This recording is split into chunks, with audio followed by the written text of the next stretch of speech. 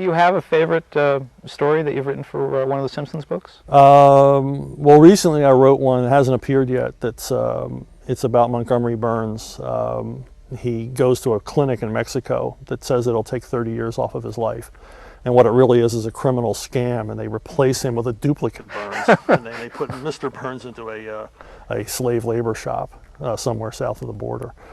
And Bongo liked it enough, they made it a two-parter. So, wow. Yeah, it's their first two-parter. So that's the one I'm most happy with. Would you say that you get more notes about a script for The Simpsons or for Batman or something else? Oh, definitely The Simpsons. Really? I mean, I can sail through the Batman stuff with very little rewrite or suggestions.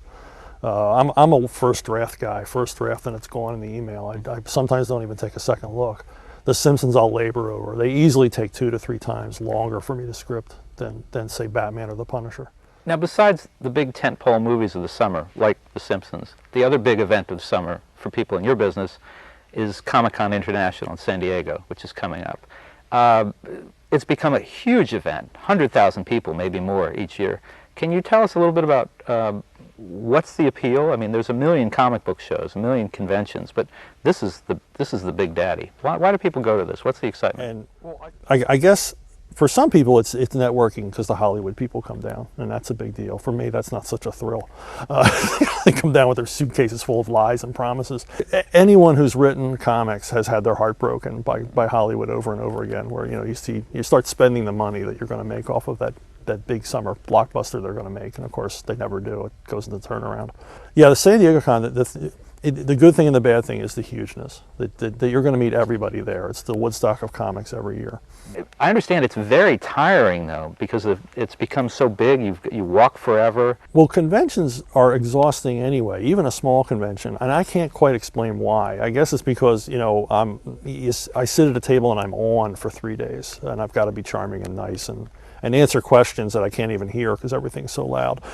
And you come home, and everybody who comes home from the convention sounds like Nick Nolte or Gary Busey, because your voice is shot by the end because you're shouting for 3 days. But San Diego, it's physically draining because you log miles walking around.